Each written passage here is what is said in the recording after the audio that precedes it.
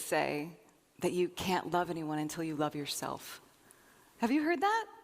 Some people say you have to learn to love yourself before you can love anybody else. But it's not true. I loved everybody before I loved myself. 'Cause love doesn't care which way you come or what state you're in when you get here. Love welcomes everyone unconditionally.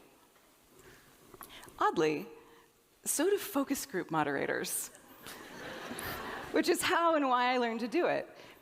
If you've never been a part of a focus group, you're missing a really special cultural experience. So in every focus group, there's a range of characters, right? There's always a shy one and a chatty one, a grumpy one that doesn't want to do any of the exercises, and a very excited mom with a notebook who wants to get an A+ in all of the exercises. There's a student who lied on the intake because they need the money, and a dad full of jokes who can't read the room.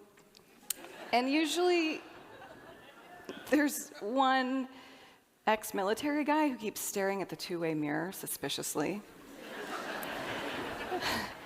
It's a situation where a group of people that may not otherwise ever meet have the chance to share their perspectives.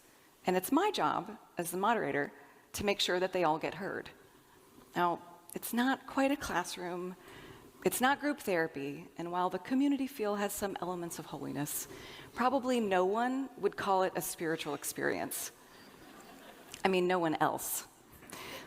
Because moderating rooms of strange and difficult voices is what taught me to welcome all the strange and difficult parts of myself.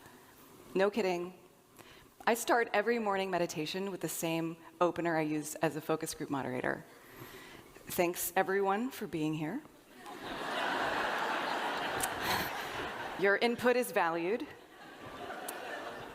I'm going to hear from each of you. I'll give you all the chance to speak. Just do your best to be completely present, honest, and try to make any requests reasonable. So, I don't know about you, but there are a lot of me in here, in the mind of Karen Faith. I'm not referring to psychiatric illness specifically, but I don't exclude that. My mind has plenty of quirks, but what I have to share is for anyone with an inner dialogue, though I admit it's especially for those of us with a really noisy one.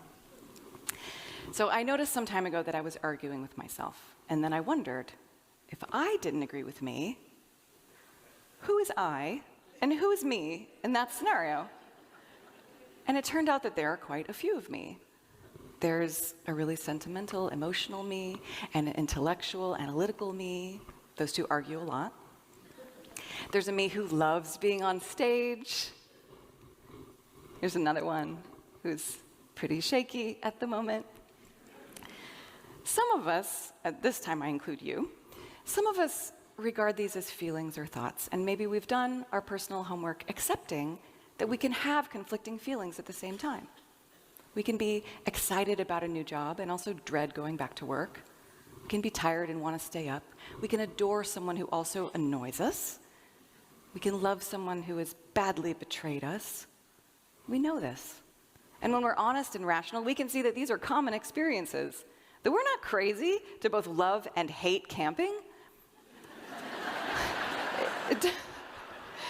It does me no harm to embrace that I feel both ways about it.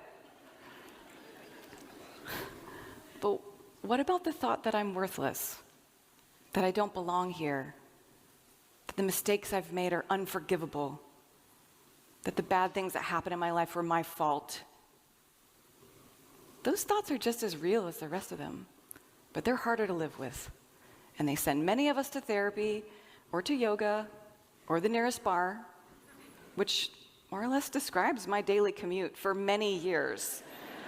Because I wanted to silence those thoughts completely.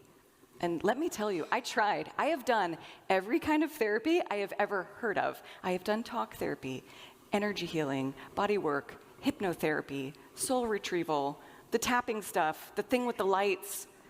I did 7 kinds of yoga. I drank the special tea with the shaman in the forest. I admit I did pass on the acupuncture they do with live honeybees. But People do that. Suffice to say, I tried, and still sometimes when I was alone, I would hear myself shouting, "Shut up," or worse, to my own mind.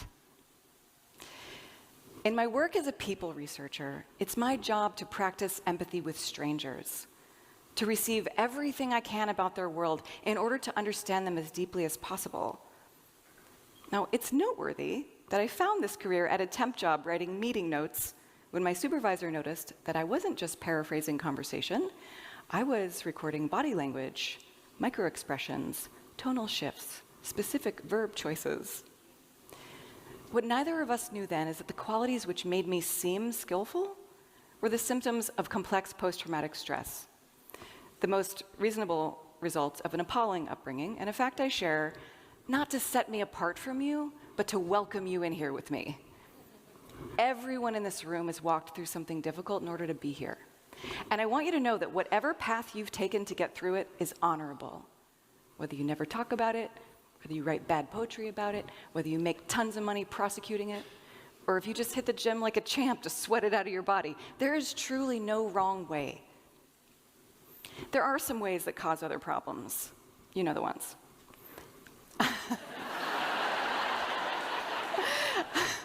I've done some of those. I still do some of those. And I don't judge those either.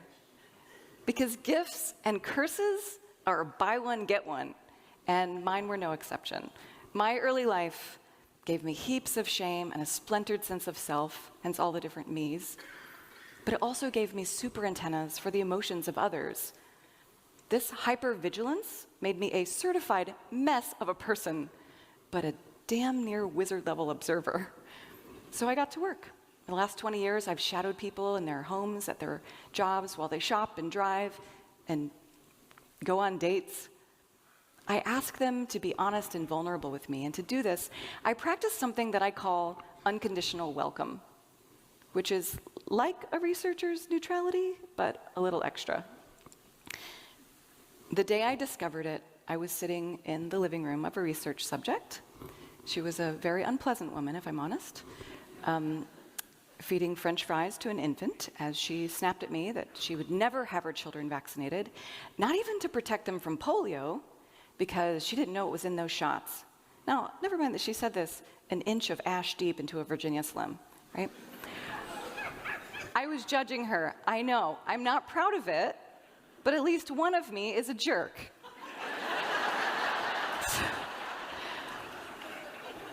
I needed to connect with her, and I didn't want to. I didn't like her. I didn't respect her. I didn't want to spend a single moment with her, and the project required that I spend hours, and that I use that time to get to know her, what she values, what she believes, where she finds strength.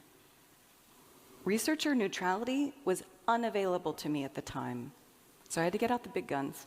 I called up my New Age visualization skills, and I took a deep breath, secondhand smoke and all, and I imagined that my breath was inflating a shiny soap bubble filled with unconditional welcome. Not tolerance, not even compassion, total welcome, as is, no comments, no notes. And as I inflated the bubble, it became big enough to contain my whole body, and then hers. And in that moment, I saw a mother feeding her baby in a world that she didn't trust. I told her that I could see that she cared about protecting her son, and I asked her if she got that from her parents. And then we had a conversation, and I learned about her. I learned why she was afraid and angry, and how she fought through that fear to make a family. When I welcomed this woman unconditionally, I saw her more clearly, but I also loved her instantly. We have been told too often that love is hard. It's not. Love is what happens when we stop trying to figure out who deserves it. It's right there, when we stop trying to figure out who deserves it, and we